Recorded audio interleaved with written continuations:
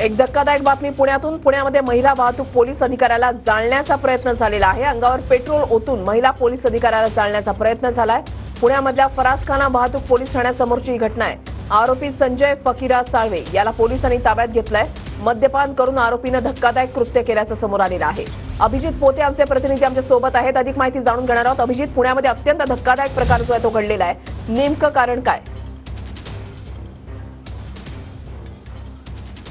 वृषाली, काल रात्री 8 वाजता फरासखाना पोलीस स्टेशनच्या हद्दीत हा सगळा प्रकार जो आहे तो घडलेला पाहायला मिळतोय। ड्रिंक अँड ड्राईव्हची कारवाई करत असताना, खरं तर ड्रिंक अँड ड्राईव्हची करत असताना एका खरं तर इस्माला महिला पोलिसांनी अडवलं। त्याची चौकशी सुरू असतानाच त्या महिला पोलिसावर जे आहे ते पेट्रोल आणि रॉकेल टाकत त्या महिला पोलिसाला जाळण्याचा प्रयत्न जो आहे तो आरोपीकडून करण्यात आलेला होता। आणि खरं तर पोलिसांच्या जे गस्तीला इतर पोलीस होते चौकशीसाठी, त्यांच्या सतर्कतेमुळे हा सगळा अनर्थ जो आहे तो टळलेला पाहायला मिळतोय। आरोपी संजय फकीरा साळवे हा मूळचा पिंपरी चिंचवडचा असून आता त्याला अटक जी आहे ती फरासखाना पोलीस विश्रामबाग पोलिसांकडून करण्यात आलेली आहे।